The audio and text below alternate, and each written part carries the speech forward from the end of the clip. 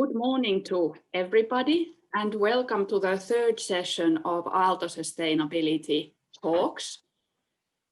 This will be on access to sustainable energy, a global challenge is how we have termed it. I'm Minna Halme, I'm Academic Director of Aalto Sustainability Hub, and I would like to welcome all our speakers and also our chairperson of this session, Professor Jouni Juntunen.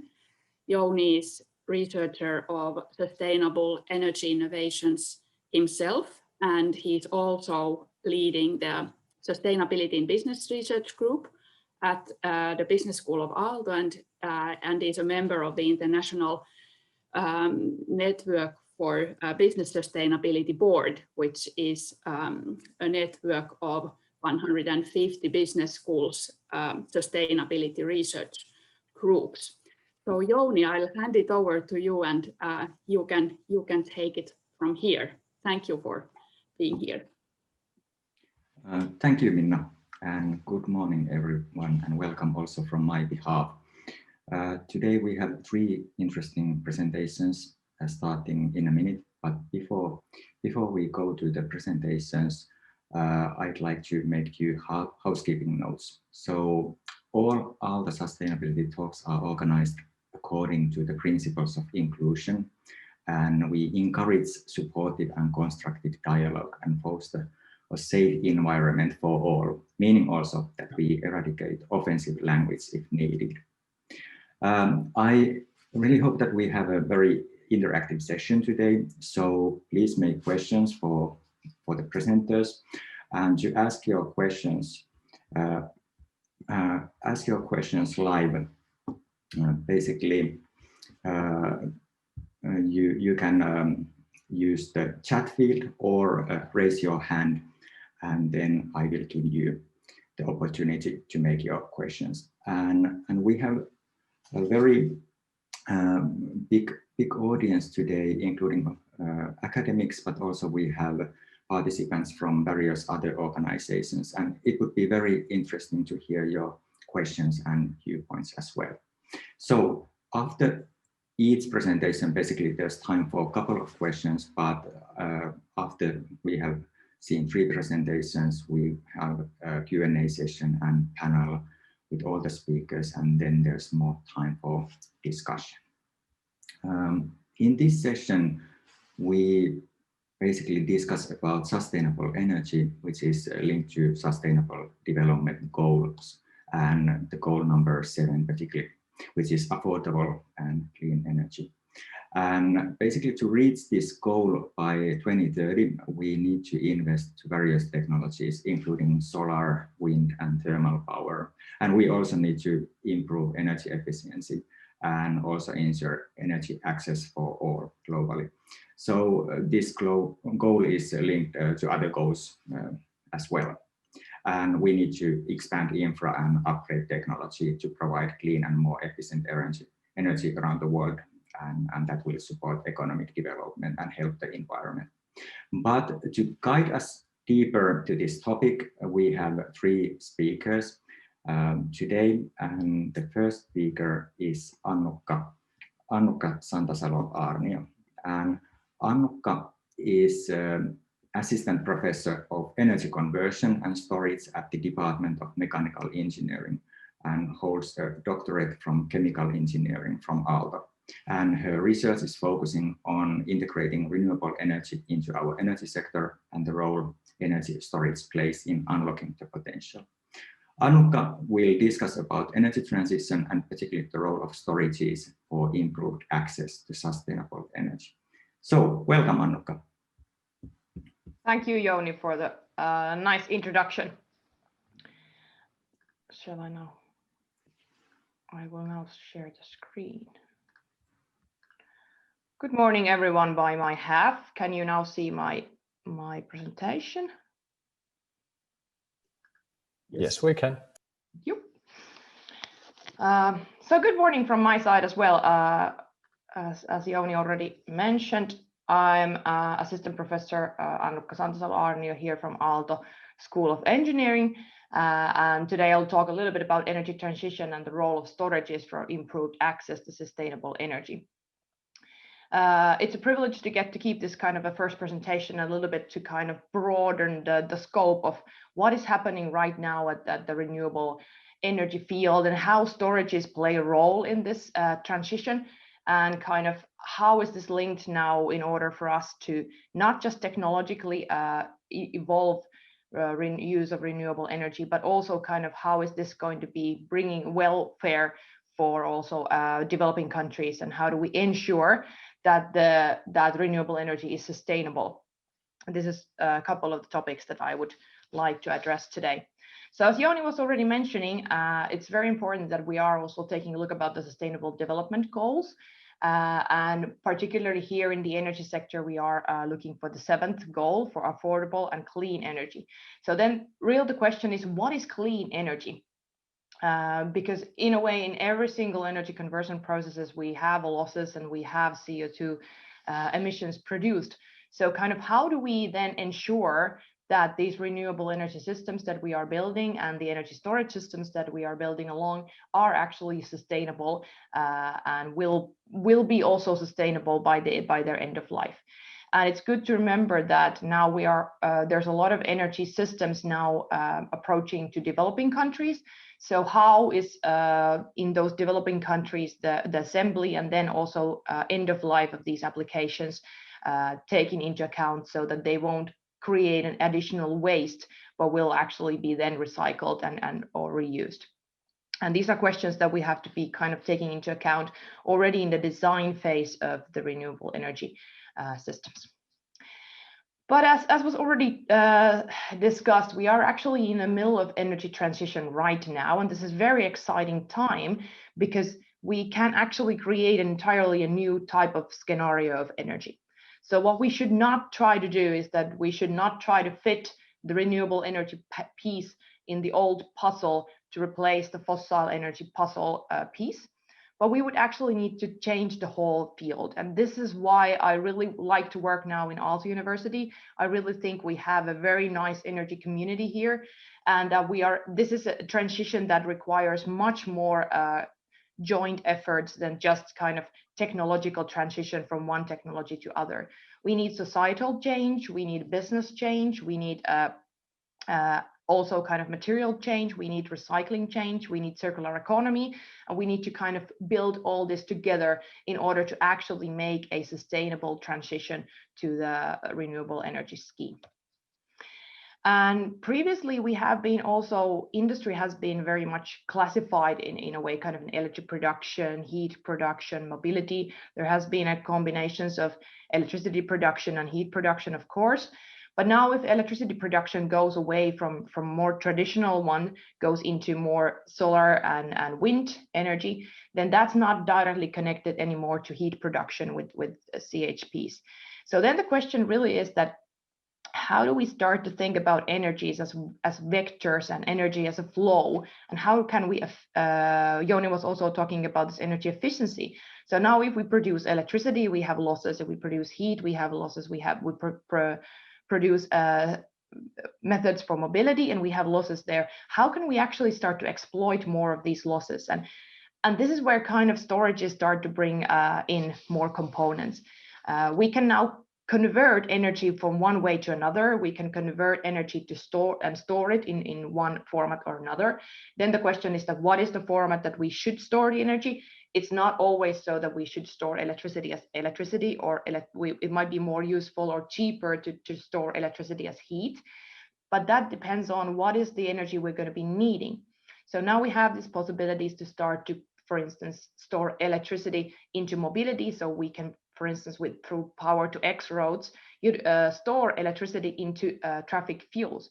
And we start kind of combining these different energy fields together. And this is what I like to work at Aalto University, because we are this is very multidisciplinary field. And in Aalto, we have a possibility, for instance, for different schools, work very strongly connected to these fields.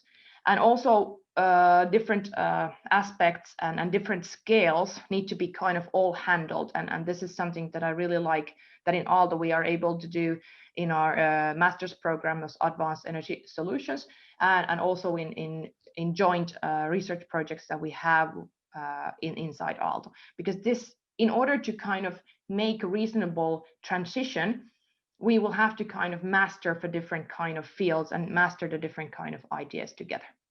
And this is how we can actually gain into a more sustainable systems. Then this is also something that what happens with energy security. So kind of what are the next steps that are going to happen? I said that in developing countries, they are coming towards a point where they are going to be electrified and they need electricity and heat. And it's a really good thing because we can then increase the quality of their lives. But then the question is that how should we start to build that kind of energy systems? So we have the centralized power systems here in more developed countries where we are having a large, for instance, CHP plants where we are co-producing electricity and heat. But then we're going to have distribution networks. So that means kind of copper cable or district heating network systems. Is it going to be reasonable to build that in a developing countries? Then that's a different question. We can also do more localized energy production there. But if that is the case, then the role of storages will become much more significant. And therefore, it's very important that we would be able to also provide other options for storages, not, for instance, only lithium-ion batteries, which are really expensive per kind of energy stored.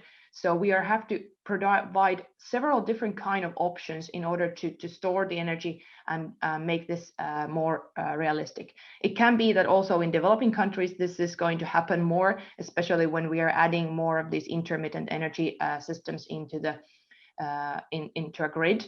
There might be some sort of a buffer storages connected to different places, but this requires that we need to start to understand better the whole energy systems and their transition.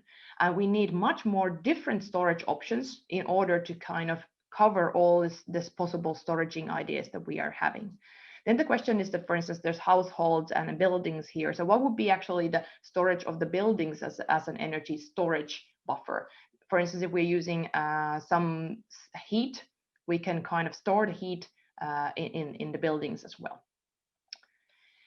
But then I was also wanting to talk a little bit about the sustainable renewable energy. So this is kind of just a couple of examples. We just had a very good lecture also for Kuusakoski last week on the introduction of Advanced Energy Solutions course on recycling of windmills. So this is what they actually now do. If they can't really recycle them, they are landfilled and there's going to be just earth put on top of them. So they're just going to be landfilled somewhere and forgotten. So we have to think about that when we are putting these systems into developing countries, if the recycling of these systems is not economically feasible, they will not be recycled.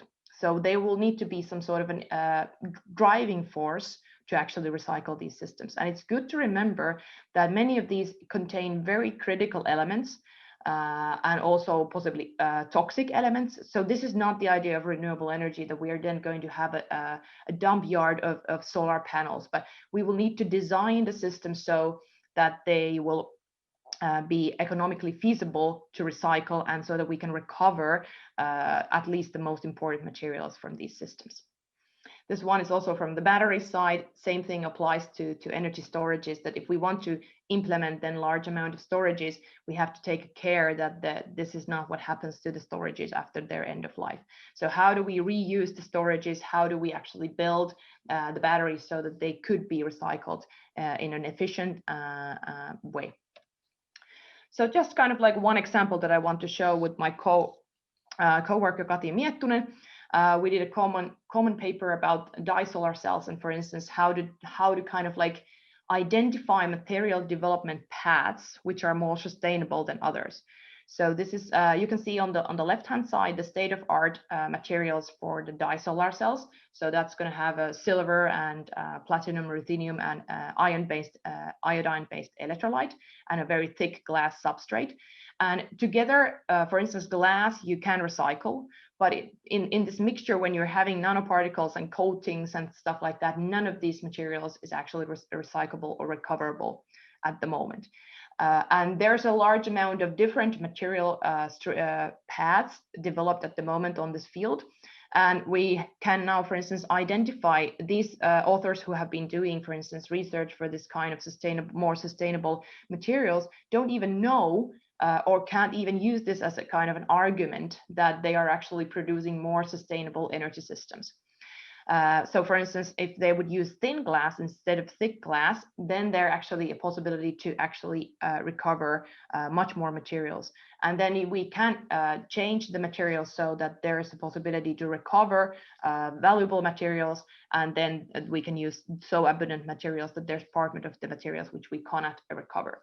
But this is a very important kind of a showcase to demonstrate that we can take this into account already in the material development phase. And this is one example of the excellent collaboration we had in Aalto University and now with the University of Turku. Okay, so thank you very much. I would like to still show a little bit of like our research group, where we are actually trying to look for a research group of energy conversion at the School of Engineering, where we are really trying to look along value chains of these energy systems and how to kind of like understand this energy transition so that we are doing the proper things to develop very sustainable energy systems. So I have my co-authors and collaborators in our research group, and the idea would be to look the whole value chains of Power-to-X, to look the whole value chains from starting from wind energy and storages, and also utilization of the mobility part, and then utilization of the more sustainable carbon sources coming from the CO2. Thank you very much. Let's start innovate together new solutions and ideas for sustainable energy transition. Thank you very much for your attention. Thank you, Annukka. Yeah, so we have time for a couple of questions here, and then we can continue in the panel discussion. And as said, you can use raise hand, and I give the floor to you, or you can alternatively use the chat field here in Zoom. While waiting questions, maybe I start, and as you have studied storage and started from systemic perspective, there's lots of discussion about energy storage and electric cars at the moment, and it seems that is like a dominant way of storing energy at the moment. But I don't know, is that the case? So can you tell basically that what is the, in capacity terms, what is the largest energy storage technology at the moment, and how do you expect this to develop in the future? Actually, this is a very good question. I have it also for my class. Electric vehicles and batteries are something that is a lot in right now in media. So this is what people really know. But the reality is that the majority of electricity at the moment is stored for hydropower. So that's the kind of larger scale mechanical energy storage system. So hydropower is over 95% of all energy storage is done for hydropower. So pumping water uphill, utilizing the potential energy. And this is kind of now the question is that which field are we looking at? Like I was talking about this electricity storaging. So there we're talking about really large and massive, mainly mechanical storages. But then when we're talking about mobility, so we're talking about electric vehicles, and now Finnish government has a very ambitious targets for EVs. But it's really good to remember that very often one single technology cannot overcome everything. So electric vehicles are needed, but we're also going to be needing renewable liquid fuels, which can go with the current car fleet. And then most likely we are also going to get some of gases fuels also available for hydrogen or possibly natural gas for LNG, for instance, now on the marine, because we have very different kind of transport systems, and all of them have their different sweet spots. So electric vehicles are really good for certain applications, but it's not necessarily that they are going to translate the whole energy sector. Okay, very good. Thank you. There are now a couple of questions in chat. So from Iiro Harjunkoski, thank you for the very clear overview. When you look at the entire value chain, are you now focusing on only analyzing it, or do you also plan to identify possibilities for advanced optimization methodologies to improve the synergies? Yes, well, that was a very interesting question. Yeah, actually, I'm not that much looking it from the systematic point of view. This is the view I have, but actually in my research team, we are developing technology. So we are actually looking at from really strongly from one individual technology point of view. So we are developing heat storage materials. We are developing power to X solutions. We are developing this kind of a conversion systems from electricity to heat and from heat back to electricity. So we are actually looking this from a very technical point of view. But the idea is that I think it's very important that we keep this broader scope also in line, and in order kind of to identify the bottlenecks of these value chains, which needs this technological development most. That's very important. So that's why we need to look at it from the upper part in order to know what are the kind of the bottlenecks of these new technological routes. Okay, very good. And then there was a question about recent trends in material development for batteries. So, for example, how to replace lithium and other this type of trends. Yes, that's a very good question. This is actually the similar work we've now done for the disolar cells is what we're actually aiming to do for other applications, also for batteries, for instance.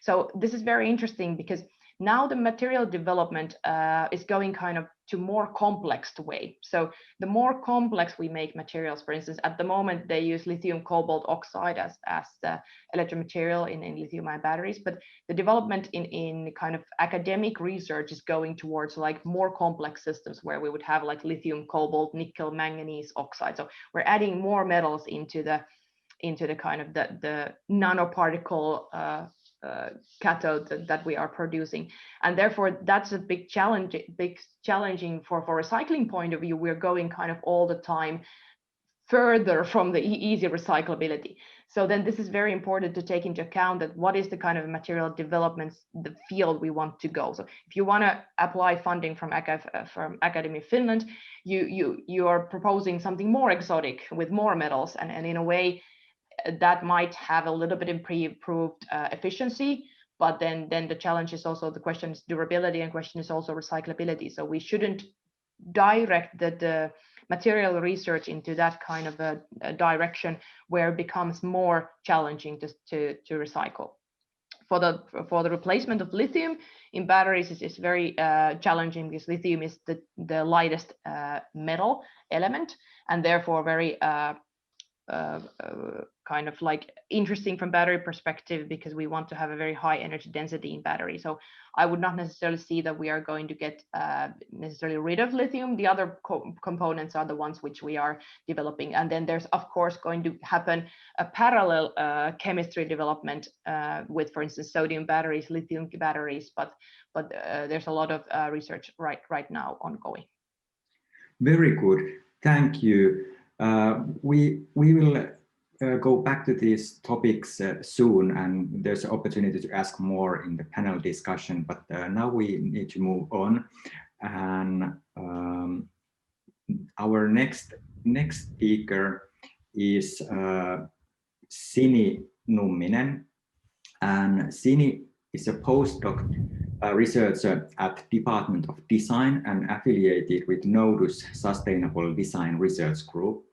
Sini is Doctor in Science in Applied Physics from Aalto University, and her research focuses on global energy inequalities and making energy supply and demand more sustainable, smart, and energy efficient.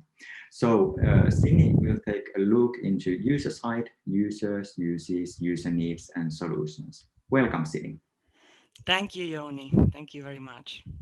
And I will unshare. Oh.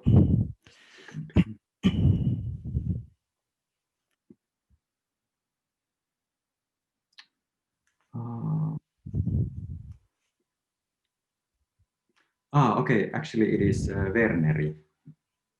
Okay, sorry. Yeah, you can continue. Thank you, Joni. Thank you very much.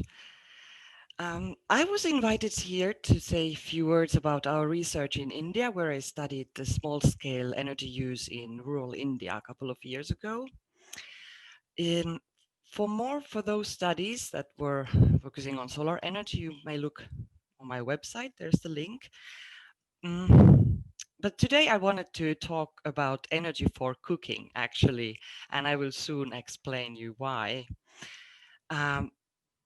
First of all, I chose this title to my presentation more as a slogan because I personally see that there is a massive need for more looking at the users themselves and the users and like more culturally sensitive, taking more culturally sensitive approaches to what types of energy solutions are needed, and only after that solutions shall arrive. Next slide, please. I made a small or big gallery of pictures that I have taken in my field trips mainly in North India, in Uttar Pradesh, of different types of ways how energy is being currently used. We can see, for example, masala grinding manually, also using a electricity mixer. We see water access, getting water manually, also with diesel pump. We see different kinds of electricity systems on the bottom right. There is one more wealthy family of a village possessing the city distribution grid, a solar microgrid, and also a private solar home system.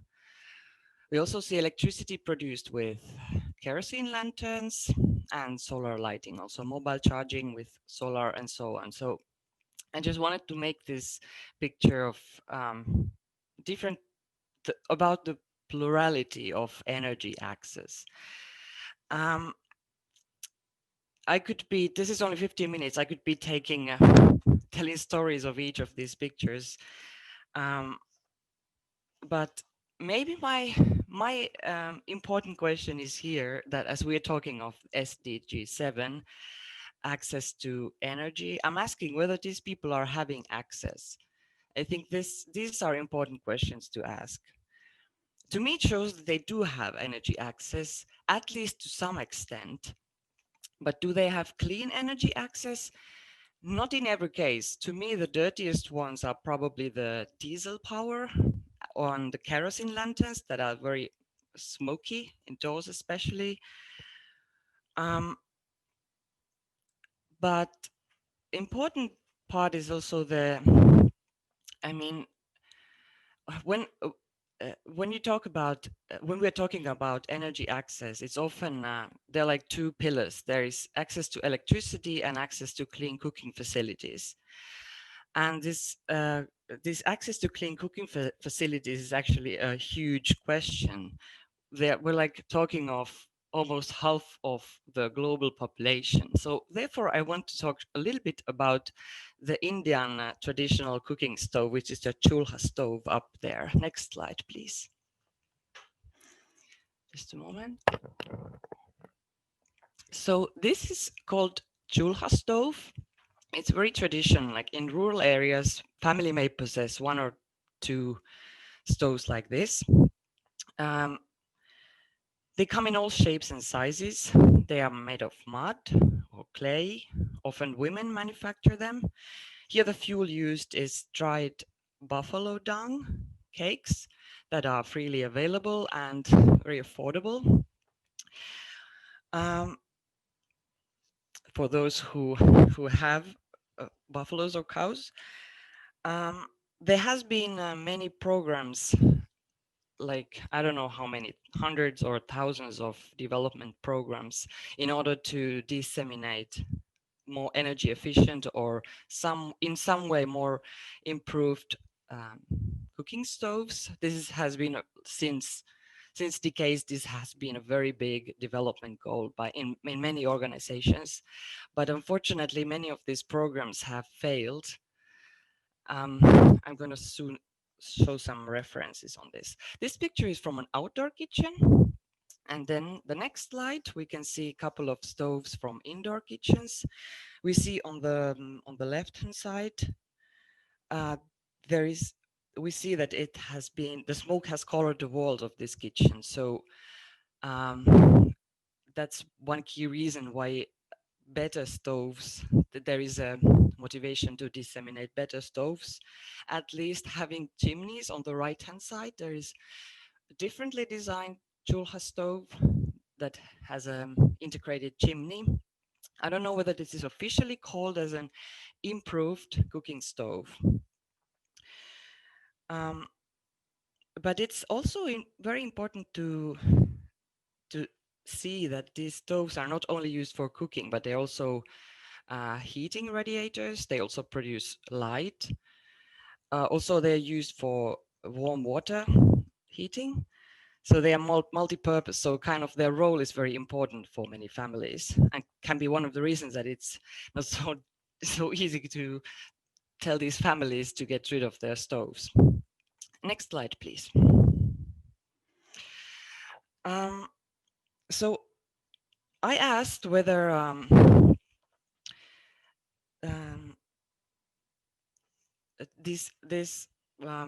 let's say people who are mainly cooking food using traditional Chulha stoves, officially they are not having access to clean cooking facilities.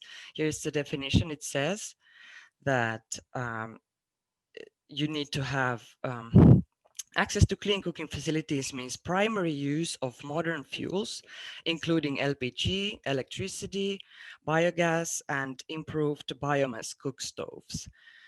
So earlier I mentioned these programs. There is just one very important and worrisome note made by the IEA. They had tested these improved cook stoves. Somehow these types of stoves that have been produced in these programs, they're actually not very much better in terms of particle emissions, which has been the primary driver of one of the primary drivers of disseminating better stoves. The document, the reference number 2 that I'm preparing here, is from from India Clean Cooking Forum, where they have actually chosen 6 different improved stoves. And interesting note is that many of them are now biogas based, I meant. So this is a very interesting field of technology, and I think that it's kind of let's take next slide.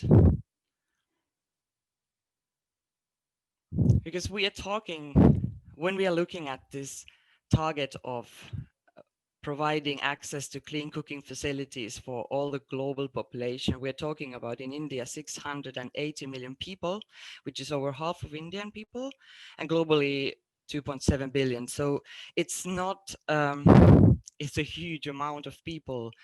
And imagine how many kitchens we are talking about there. So it's there's so much variety. There's a picture of a village in northern India, but it's not that all these 680 million people are living in villages like that. There is also urban energy poverty and semi-urban energy poverty. So access to clean cooking is very encompassing a lot of different realities and lives.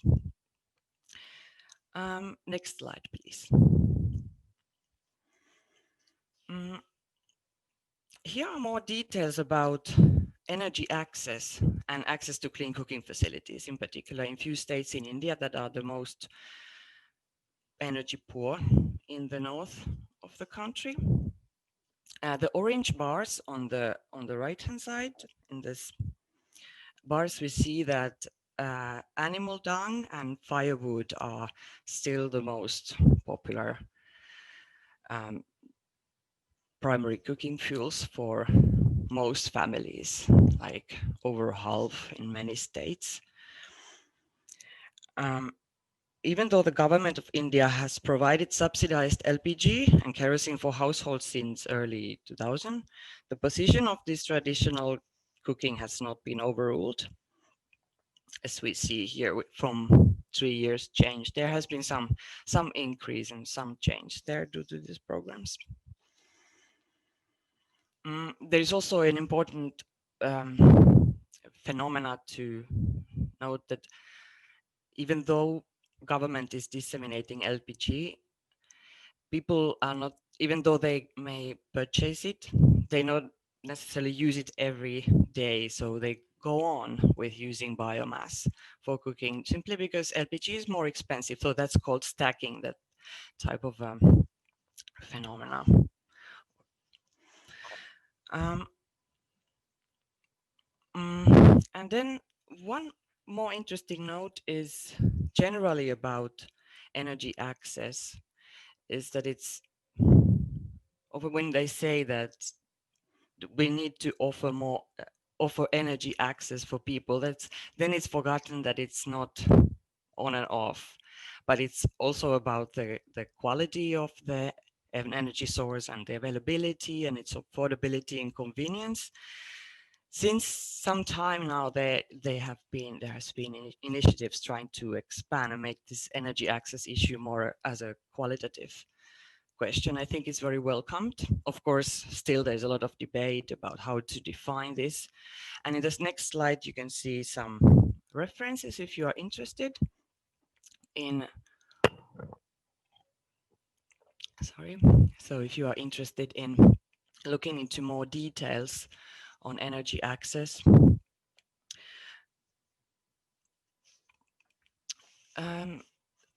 So that's my reference number 5. Finally, I collected some readings. I think my time is soon run out. I collected some readings for those who are wanting now to embark on this great energy challenge. But I would just say that it's not easy at all. There was a review study on the success of cooking stove initiatives in India, and reference number 1 there is said that like basically none of them was really successful because the local cultural and social aspects and realities had been omitted, and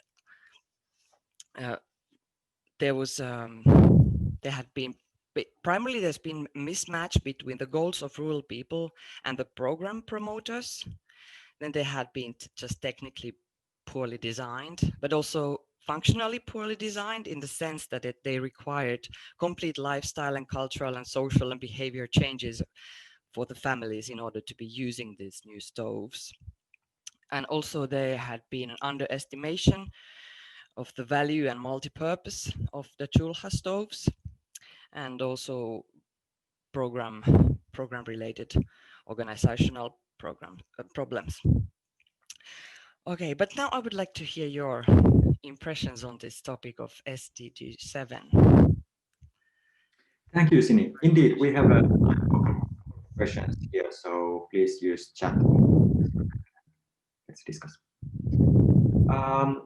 Yeah, first question is, why do you think it is so difficult for researchers to get a grasp to the local realities regarding energy use? That's a very important question.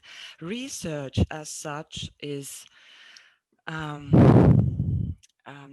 mean, if you go to, let's say to any village, we've seen in these pictures,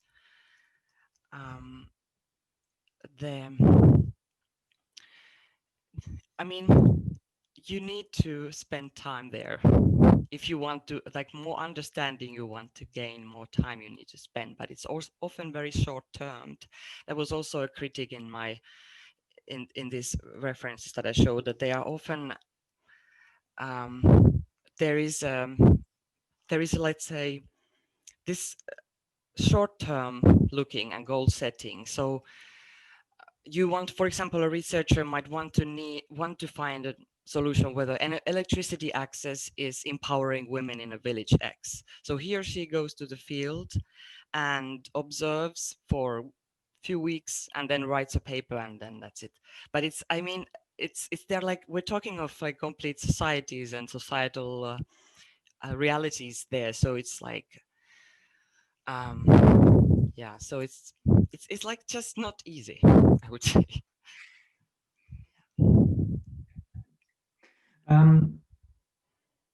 Any other questions from the audience?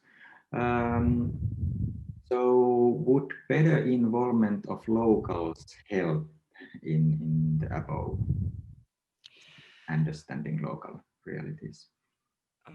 Is it in particular to something or generally? Yeah, I mean, to better understand the local realities regarding energy use. So is there anything how this sort of like involvement with the locals could be improved? Well, of course, there are a variety of ways. And if you want to make improved cook stove, for example, you need to sit down with the people and try to see. Could we take a earlier slide, please? So it's like, you should not expect, like it says, you shouldn't be expecting that there are like massive changes with 6 months project, but you have to be observing with the users, how do they cook and how would they be, what are their priorities? For example, in cooking, they find like it's often the cooking time, which is very important.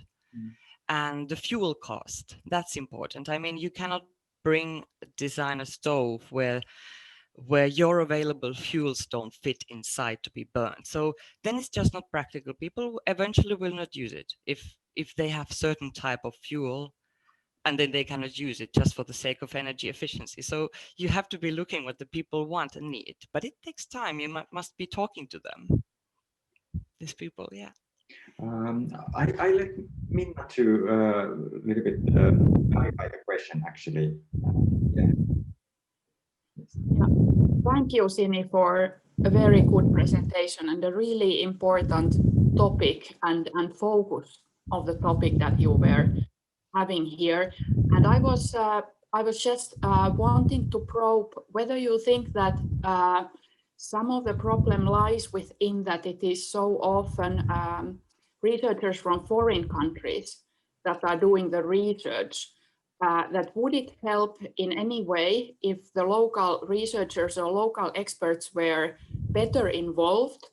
Or is it rather so, according to your experience, that, for instance, in India, it wouldn't help at all because those who are researchers and experts are from so different social spheres and castes that they wouldn't even be able to understand their local poor counterparts in any better ways than the international researchers. What is your view on this? This is an excellent question. A researcher coming from outside, from whatever background, may be completely alienated with the local situation, whether the researcher comes from a country like Finland or like from Delhi, the large capital of India, going to rural village. If these have been, I mean, their approach may be very similar to each other because they kind of have to look anew all the practices and the realities that there are. The good part would be that Indian co-researcher would be understanding and in the language. That's a very good plus, at least. And of course, they might have been following, having some more background from their families or so. So they may have some more knowledge, but it's not like I would not say that with a turnkey solution just to involve an Indian researcher with you in order to get better results. You must be doing your research profoundly from wherever you come. Okay, very good. Thank you so much for presenting this. And now we need to move to the next presentation. And next presentation is Silvan Scheller.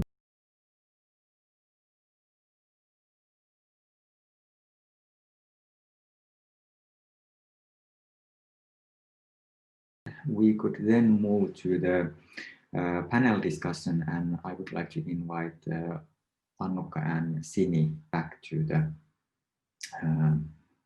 floor now.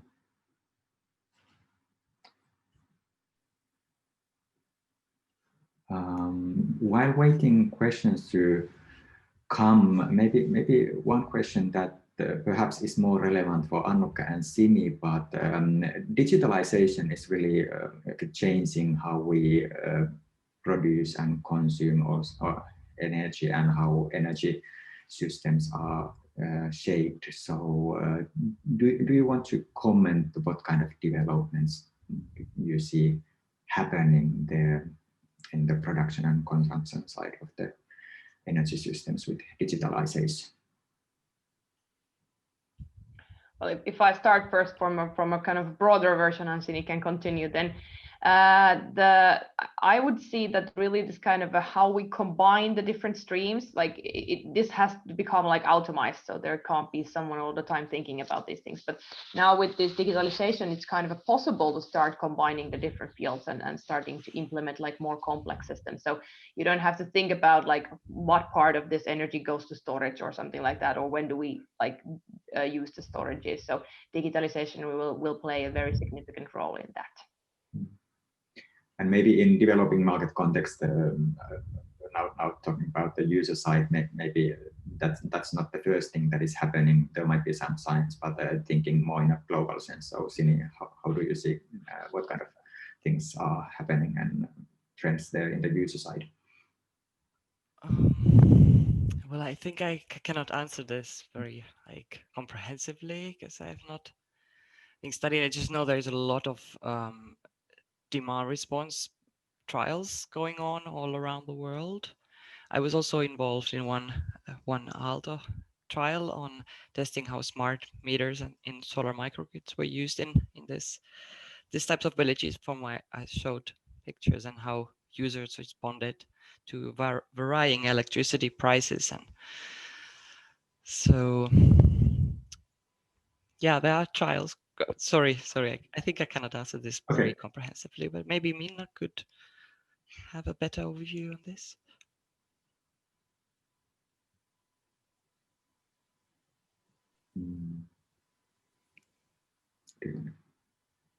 I would actually like to ask a question to the panel rather than take this up. Is that okay? Please go ahead. Annukka made the interesting point about the development of more complex materials, which may make circularity more difficult versus keeping the materials more simple.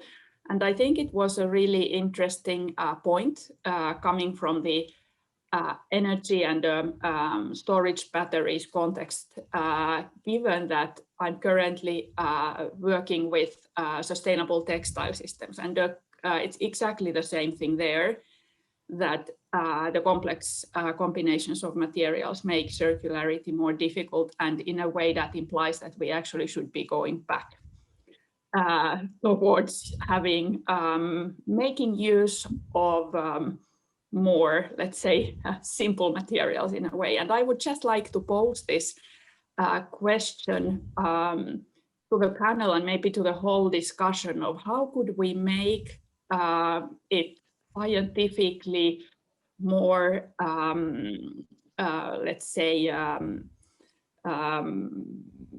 attractive and competitive to work with the more simple materials instead of having this like complexity as the high target or target for the kind of the so-called best science. Okay, thank you, Minna, very much. This is a really interesting question and thing that I really like to talk about.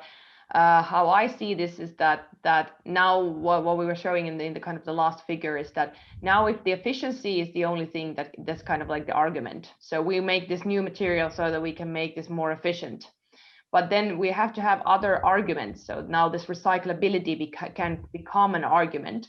So then, like if you're applying for Academy of Finland, you could say that, okay, I'm developing now this new material, which is even less complex than this currently state-of-art used material, but it has higher sustainability index. So this means that we need new kind of tools also for the material development, so that you have these arguments that you can actually have in your scientific applications or your patent applications, or wherever you're having the funding, so that the funding wouldn't go to those who will make the most exotic nano Christmas trees. I mean, that, you know, it's fun that people can make them, but what is their kind of actual use in these applications? I mean, that we have, I would like these technologies to actually get into the market so that we can actually get the more sustainable energy systems out there.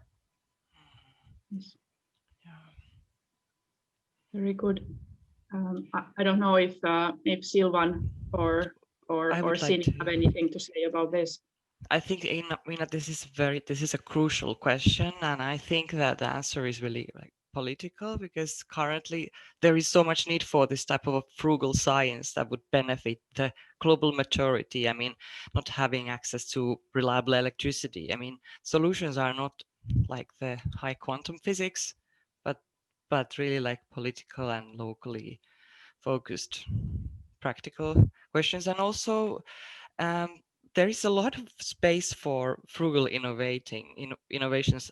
There is a need for affordable and simple solutions to facilitate people's lives, and just more focus on that field, please. That's my message. Yeah. If I may also say something, I mean, what we are doing is we make new tools, you know, new materials, we make processes better, and I'm trying to make a process to do something with the CO2. But we also have to keep in mind, like, the main bottleneck will be to access more renewable energies.